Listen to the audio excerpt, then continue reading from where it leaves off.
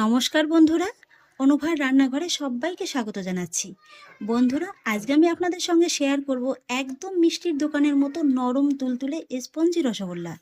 বাড়িতেই কিভাবে একদম সহজ উপায়ে দোকানের মতো নরম তুলতুলে রসগোল্লা আপনারা তৈরি করবেন, সেই সমস্ত ছোটোখাটো টিপস সহ আজকে রেসিপিটি আপনাদের সঙ্গে শেয়ার করছি। আশা করছি আপনারা নিরাশ হবেন না। আর সেই জন্য কিন্তু আমার রেসিপিটি আপনাদের শেষ পর্যন্ত পুরোটাই দেখতে হবে। আর সেই জন্য দেখুন বন্ধুরা, প্রথমেই কিন্তু আমি দুধের ছানাটা কাটিয়ে নেব। আর সেই জন্য একটা কড়ার ভিতরে দিয়ে দিয়েছি 1/4 কাপের মতো নর্মাল জল।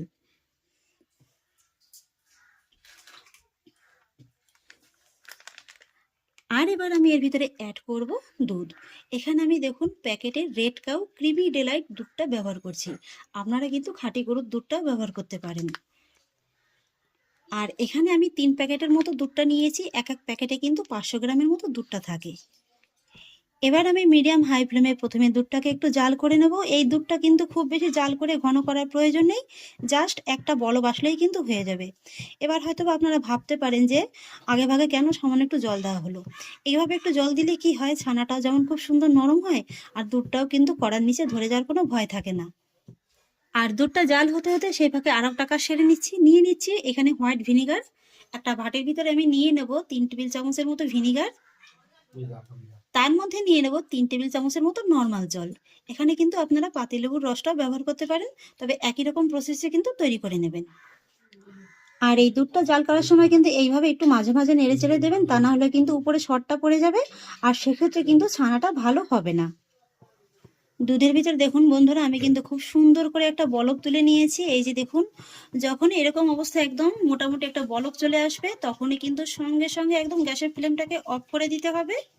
এর থেকে কিন্তু দুধটাকে আর বেশি ঘন করা যাবে না, তাহলে কিন্তু ছানার পরিমাণটা কমে যাবে এবং ছানাটাও কিন্তু শক্ত হয়ে যাবে। আর গ্যাসের ফ্লেমটাকে অফ করে দিয়ে আর এইভাবে কিন্তু দুধটাকে আর একটু মোটামুটি 3 থেকে 4 মিনিটের মতো নেড়েচেড়ে একটু ঠান্ডা করে নিতে হবে। খেয়াল রাখবেন উপরে যেন কোনোভাবে শর্টটা না পড়ে যায়। এইভাবে একটু কিছুক্ষণ নেড়ে চেড়ে দুধের গরম তাপমাত্রাটা একটু কমিয়ে নিয়ে কিন্তু এর ভিতরে এই যে ভিনিগারটাকে অ্যাড করতে হবে। তবে একবারে কিন্তু পুরোটা দিতে যাবেন না, এইভাবে অল্প একটু করে দিয়ে দেবেন। তারপরে আলতো হাতে কিন্তু এইভাবে ভিনিগারটাকে ভালোভাবে মিশিয়ে নিতে হবে। এই সময় কিন্তু একদমই তাড়াহুড়ো করা যাবে না। আর এইভাবে মেশাতে মেশাতেই দেখতে পারবেন যে ছানাটা কিন্তু খুব সুন্দরভাবে কাটতে শুরু করে দিয়েছে। নিশ্চয়ই দেখে বুঝতে পারছেন যে ছানাটা কিন্তু খুব সুন্দরভাবে কাটিয়ে নেওয়া হয়ে গেছে। আর ছানার টেক্সচারটা দেখুন শুধু একবার, কত সুন্দর, একেবারে দেখুন নরম সফট হয়েছে। দেখে নিশ্চয়ই আপনারা কিন্তু বুঝতে পারছেন। এবার কিন্তু আর এইখানে খুব বেশি সময় নিয়ে অপেক্ষা করা যাবে না। এই গরম কড়াইতেই যদি আপনারা খুব বেশি সময় ধরে রেখে দেন না, তাহলে কিন্তু ছানাটা শক্ত হয়ে যাবে। তাই কিন্তু সঙ্গে সঙ্গে ছানার জলটাকে ঝরিয়ে নিতে হবে। আর সেই জন্য দেখুন, একটা ছাঁকনির পরে আমি রেখে দিয়েছি একটা পাতলা সাদা সুতির কাপড়। কাপড়ের মধ্যে এইভাবে ছানাটাকে ঢেলে দেবো। আর তারপর কিন্তু এই ছানাটাকে এইভাবে নর্মাল জল দিয়ে খুব ভালোভাবে একটু ধুয়ে নিতে হবে। যেহেতু এর ভিতরে ভিনিগারটা দেওয়া হয়েছে, তাই টক ভাবটা কাটানোর জন্য কিন্তু অবশ্যই এভাবে জল দিয়ে ছানাটাকে 2 থেকে 3 বারের মতো খুব ভালোভাবে ধুয়ে নিতে হবে। ছানাটাকে আমি খুব ভালোভাবে ধুয়ে নিয়েছি। আর এবার আমি এই ছানাটাকে এইভাবে একটু পুটলির মতো করে নেব। তারপরে এইভাবে হাতের সাহায্যে একটু আলতো হাতে চেপে চেপে ছানার ভিতর থেকে এক্সট্রা জলটাকে বের করে নেব। এইভাবে একটু আলতো হাতে জলটাকে ঝরিয়ে নেওয়ার পরে আপনারা চাইলে এইভাবেও ঝুলিয়ে রেখে দিতে পারেন 30 মিনিটের মতো। এই যে দেখুন, টপ টপ করে কিন্তু জলটা পড়ছে। তবে হাতে যদি সময় কম থাকে, তাহলে কিন্তু এইভাবে একটা মোটা তোয়ালের মধ্যে রেখে ছানাটাকে আপনারা 15 মিনিটের মতো রেখে দিতে পারেন। এই 15 মিনিটের মধ্যে কিন্তু ছানার ভিতরে যে জলটা আছে না এক্সট্রা, এটা খুব ভালোভাবে কিন্তু এই তোয়ালের কারণে টেনে নিয়ে যাবে। এই যে দেখুন, ফিরে এলাম 10 মিনিট বাদে। ছানার জলটা ঝরতে ঝরতে সেই ফাঁকে চলুন রসগোল্লার জন্য চিনি শিরাটা রেডি করে নেব। আর সেই জন্য একটা সসপ্যানের ভিতরে দিয়ে দিচ্ছি 2.5 কাপ মতো চিনি। চেষ্টা করবেন রসগোল্লার জন্য যে চিনি শিরাটা তৈরি করবেন, এরকম একটু উঁচু ধরনের আর একটু ডিপ ধরনের পাত্রে তৈরি করা। তাহলে কি হবে, রসগোল্লাগুলো কিন্তু খুব বেশি জায়গা নিয়ে ছড়িয়ে পড়তে পারবে না, সেক্ষেত্রে রসগোল্লাগুলো কিন্তু চ্যাপটাও হবে না। আমি এখানে 1.5 লিটার দুধের জন্য 2.5 কাপ মতো চিনি নিচ্ছি। ওজন হিসেবে এখানে 500 গ্রাম চিনি আছে। আর তার মধ্যে দিয়ে দেবো 3 কাপ জল। এখানে কিন্তু বন্ধুরা শিরাটা খুব বেশি পাতলা হবে না, একটু মিডিয়াম ধরনের ঘনত্বের হবে। আর একই সঙ্গে দিয়ে দেবো 4-5টার মতো ছোট এলাচ। এবার আমি প্রথমে মিডিয়াম হাই ফ্লেমে চিনিটাকে জলের সঙ্গে একবার খুব ভালোভাবে গলিয়ে নেব। আর চিনিটা গলতে গলতে সেই ফাঁকে আরেকটি কাজ সেরে নেবো। একটা বাটির ভিতরে নিয়ে নিচ্ছি 1 চামচের মতো গুঁড়ো দুধ, তার মধ্যে নিয়ে নেবো সামান্য একটু জল। গুঁড়ো দুধটাকে জলের সঙ্গে খুব ভালোভাবে মিশিয়ে নেব। বন্ধুরা, এখানে এই গুঁড়ো দুধ মিশানো জলটা কিন্তু আমি চিনির শিরার ভিতরে দিয়ে দেবো। এতে করে কি হবে, চিনির ভিতরে যে এক্সট্রা নোংরাটা আছে না, সেটা কিন্তু খুব সুন্দরভাবে বেরিয়ে যাবে আর চিনির রসটা কিন্তু একদম ফিল্টার হয়ে আসবে। চিনিটা দেখুন বন্ধুরা খুব ভালোভাবে কিন্তু গলে গেছে আর চিনির জলের ভিতরে কিন্তু হালকা একটু ফুট উঠতে শুরু করে দিয়েছে। এই পর্যায়ে আমি এর ভিতরে অ্যাড করব জলে গোলানো গুঁড়ো দুধটা। ভালোভাবে একবার মিশিয়ে নেব। এই যে দেখুন বন্ধুরা, চিনির রসটা কিন্তু খুব ভালোভাবে ফুটতে শুরু করে দিয়েছে আর এই যে দেখুন কতটা কিন্তু নোংরা বেরিয়ে এসছে। নোংরাটাকে এইভাবে তুলে নেব আর এই সময় কিন্তু গ্যাসের ফ্লেমটাকে আমি সঙ্গে সঙ্গে অফ করে দেব। এই যে দেখুন কতটা নোংরা বেরিয়ে এসছে। চিনির রসটাকে আমি খুব সুন্দর করে ছেঁকে নিয়েছি আর এই রসটাকে কিন্তু এর থেকে বেশি ঘন করা যাবে না। আর এবার কিন্তু এইভাবে রসটাকে ঢাকা চাপা দিয়ে রেখে দিতে হবে। এদিকে 15 মিনিট হয়ে গেছে, ছানাটাকে বের করে নেব। এবার আমি ছানাটাকে একটা বড় জায়গার ভিতরে নিয়ে নেব। তারপরে ছানাটাকে ভেঙে একটু ক্রাম্বল করে নেব। এই যে দেখুন বন্ধুরা, ছানাটা কতটা সফট হয়েছে। এই যে দেখুন, ঠিক এইভাবে কিন্তু একদম সফট করে ছানাটাকে তৈরি করে নিতে হবে। আর ছানাটা যখন এইভাবে খুব ভালোভাবে ভেঙে না হয়ে যাবে না, তখনই কিন্তু ছানাটাকে একটু ভালোভাবে মেখে নিতে হবে। আপনারা একটু খেয়াল করে দেখুন আমি ঠিক কিভাবে মেখে নিচ্ছি। এইভাবে দেখুন, পুরো হাতটা দিয়েই কিন্তু ছানাটাকে খুব ভালোভাবে মেখে নিতে হবে। এই যে হাতে কিন্তু পুরো 5টা আঙুলই লেগে যাচ্ছে। এইভাবে মাখতে মাখতে দেখতে পাবেন যে ছানাটা একদম সফট হয়ে গেছে। প্রায় 4 থেকে 5 মিনিটের মতো সময় নিয়ে ছানাটাকে কিন্তু আমি খুব ভালোভাবে মথে নিয়েছি। আর এইভাবে মাখতে মাখতে দেখতে পাবেন যে ছানাটা খুব সুন্দর একেবারে স্মুথ হয়ে গেছে। এই যে দেখুন, হাতে কিন্তু সামান্য একটু লেগেও যাবে। ঠিক এইভাবেই কিন্তু ছানাটাকে একটু ভালোভাবে মেখে নিতে হবে। তবে খুব বেশি কিন্তু জোরে জোরে চেপে মাখা যাবে না, তাহলে কিন্তু আবার ছানার ভিতর থেকে তেলটা বেরিয়ে যাবে। আপনারা চাইলে এইভাবে যদি অসুবিধা হয় এইভাবেও কিন্তু মেখে নিতে পারেন। এই যে এইভাবে। আর এই সময় একটু হাতে ছানা নিয়ে একটু চেক করে দেখবেন, তারপরে রসগোল্লা শেপটা দিয়ে দেখবেন। যদি দেখেন যে খুব সহজেই একেবারে ক্র্যাক ফ্রি রসগোল্লা তৈরি হয়ে গেছে, তাহলেই বুঝবেন যে ছানাটা একেবারে পারফেক্টভাবে মাখা হয়ে গেছে। এই যে দেখুন, একদম কিন্তু খুব সুন্দরভাবে ক্র্যাক ফ্রি রসগোল্লা তৈরি হয়ে গেছে। আর ঠিক এই পর্যায়ে আমি রসগোল্লার জন্য আরও একটা মিশ্রণ রেডি করে নেব। সেই জন্য নিয়ে নিয়েছি ছোটো থেকে একটা বাটি। বাটির ভিতরে নিয়ে নেব 2 চা চামচের মতো ময়দা। এখানে আপনারা ময়দার পরিবর্তে অ্যারারুট কিংবা কর্নফ্লাওয়ারও ব্যবহার করতে পারেন। তার মধ্যে দিয়ে দেবো 1 চা চামচ সুজি। এখানে ময়দাটা কিন্তু বাইন্ডিংয়ে কাজ করবে আর সুজিটাও কিন্তু সেই সঙ্গে বাইন্ডিংয়ের কাজ করবে। আর সেই সঙ্গে দিয়ে দেবো 2 চা চামচ গুঁড়ো দুধ। এই গুঁড়ো দুধটা দিলে রসগোল্লার ভিতরে টেস্টটা খুব ভালো আসে। আর সেই সঙ্গে দিয়ে দেবো 1 চা চামচ চিনি। এই চিনিটা দেওয়ার কারণে এই যে দেখবেন রসগোল্লার ভিতরে অসংখ্য জালি জালি হয়েছে, এই চিনিটা দেওয়ার কারণেই কিন্তু হয়। আর তার মধ্যে দিয়ে দেবো 1 চা চামচের মতো সাদা তেল। এই তেলটা দেওয়ার কারণে কিন্তু রসগোল্লাগুলো একদম সফট স্মুথনেস হয়। এখানে আপনাদের হাতের কাছে যদি এরকম মেজারমেন্ট চামচ না থাকে, সেক্ষেত্রে কিন্তু আপনারা ঘরোয়া যে নর্মাল চা চামচগুলো হয় না ছোটো থেকে, সেগুলোও ব্যবহার করতে পারেন। এবার এই সমস্ত উপকরণগুলো একবার ভালোভাবে মিশিয়ে নেব। এবার এই মিশ্রণটাকে আমি ছানার ভিতরে দিয়ে দেব। তারপর হাতের সাহায্যে আরও একবার ভালোভাবে মেখে নেব। একটু ভালোভাবে মেখে নেওয়ার পর এবার আমি এর ভিতরে অ্যাড করব দেখুন বেকিং পাউডার। আপনাদের বোঝার সুবিধার্থে খুবই কাছ থেকে দেখিয়ে দিচ্ছি। এই যে দেখুন, এরকম চিমটি ধরে কিন্তু আমি জাস্ট 2 চিমটির মতো দিয়ে দেবো। এই যে দেখুন,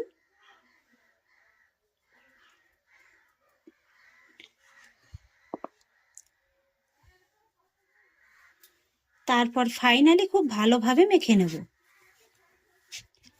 ফাইনালি কিন্তু আমি ছানাটাকে খুব ভালোভাবে মেখে নিয়েছি।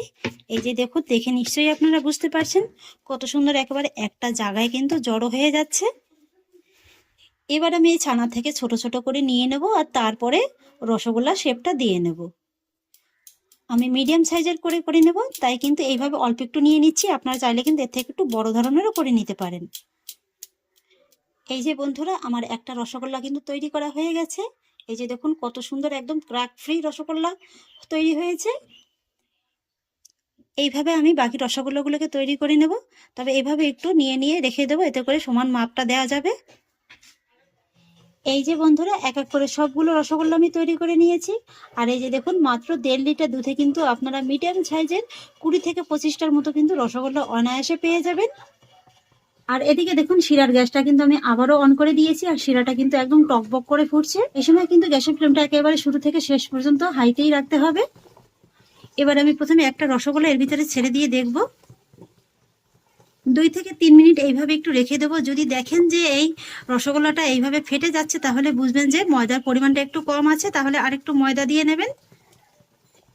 এই যে দেখুন বন্ধুরা, আমার রসগোল্লাটা কিন্তু একদম ফেটে যায়নি, তার মানে কিন্তু ছানাটা একদম পারফেক্ট ভাবে মাখা হয়ে গেছে। এবার আমি একটা একটা করে রসগোল্লা এই চিনি শিরার ভিতরে দিয়ে দেবো। এক্ষেত্রে আমি আপনাদের আরো একটা ছোট টিপস বলে দিচ্ছি। যদি দেখেন যে এই সময় রসগোল্লা একটু চ্যাপ্টা হয়ে গেছে, তাহলে হাতের সাহায্যে আরেকটু ঘুরিয়ে তারপরে শিরার ভিতরে দিয়ে দেবেন। আর রসগোল্লাগুলো কিন্তু এইভাবে একদম মাঝ বরাবর ছেড়ে দেবেন। আর রসগোল্লাগুলো ছাড়তে ছাড়তেই আপনারা দেখতে পাবেন যে এগুলো একদম খুব সুন্দরভাবে কিন্তু ফুলে উঠেছে, আর ফুলে কিন্তু জলের উপরে ভেসে উঠেছে। আর ঠিক এই পর্যায়ে কিন্তু গ্যাসের ফ্লেমটাকে একই রকম রেখে প্রথমে আমি আঢাকা অবস্থায় 5 মিনিটের মতো জাল করে নেব। তবে সেই ফাঁকে আরেকটি কাজ সেরে নেব। একটা বাটি ভিতরে নিয়ে নিচ্ছি 1 চামচের মতো ময়দা, তার মধ্যে নিয়ে নিচ্ছি সামান্য একটু জল। জলের সঙ্গে ময়দাটাকে খুব ভালোভাবে মিশিয়ে নেব। আর 3 থেকে 4 মিনিটের মাথায় এই যে জলে গুলানো ময়দাটাকে এই যে রসগোল্লার ভিতরে দিয়ে দেবো। এতে করে কি হবে, রসগোল্লাগুলোর ভিতরে খুব সুন্দর দেখবেন শিরার ভিতরে একটা ঝাঁকের মতো সৃষ্টি হয়েছে, আর রসগোল্লাগুলো কিন্তু একদম নিচে ডুবে যাবে। সেই ক্ষেত্রে সব দিকে সমানভাবে রসগোল্লাগুলো কুক হবে। এই যে দেখুন, দেওয়ার সঙ্গে সঙ্গে দেখতে পাবেন যে এরকম একটা খুব সুন্দর ঝাঁকের মতো সৃষ্টি হয়েছে। আর বন্ধুরা, এই রসগোল্লাগুলো তৈরি হতে মোটামুটি কিন্তু 15 থেকে 16 মিনিটের মতো সময়টা লাগবে। আর এইভাবে যখন 5 মিনিট হয়ে যাবে না, তখন কিন্তু গ্যাসের ফ্লেমটাকে একই রকম রেখে এইভাবে একটু ঢাকা চাপা দিয়ে দিতে হবে। এই যে দেখুন, একটু ফাঁকা রেখে কিন্তু আমি দিয়ে দিচ্ছি। আর 5 মিনিটের মাথায় মাথায় ঢাকাটাকে একবার তুলে এগুলোকে একটু আলতো হাতে নেড়ে দিতে হবে। এগুলো কিন্তু এখন খুবই সফট থাকে, তাই কিন্তু একদম আলতো হাতে এইভাবে একটু নেড়ে দিতে হবে। আমি যেহেতু শিরাটা প্রথমবারেই একদম পাতলা করিনি, তাই কিন্তু এখানে শিরাটাকে অবশ্যই পাতলা করতে হবে। আর সেই জন্য এর ভিতরে অ্যাড করতে হবে ফুটন্ত গরম জল। এইভাবে দেখুন 1 হাতার মতো নিয়ে নিতে হবে। আর তারপর এইভাবে কিন্তু একদম সাবধানে অল্প অল্প করে ছড়িয়ে দিতে হবে। মোটামুটি এখানে আমি 500 গ্রাম চিনি নিয়েছি, তার কিন্তু ডবলেরও বেশি জলটা অ্যাড করতে হবে। প্রথমে আমি 3 কাপের মতো জল দিয়েছিলাম, এখন কিন্তু আরো প্রায় 2 কাপের মতো জল দিতে হবে। আর তারপর আবারও 5 মিনিটের মতো ঢাকা চাপা দিয়ে দিতে হবে। 5 মিনিট বাদে আবারও ঢাকাটাকে তুলে নিতে হবে, আবারও অ্যাড করতে হবে গরম জল।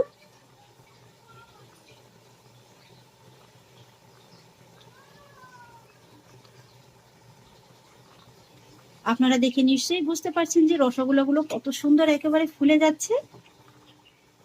এই যে দেখুন বন্ধুরা, এখনই দেখুন রসগোল্লাগুলো একদম কত সুন্দর ফুলে একদম বলের মতো হয়ে গেছে।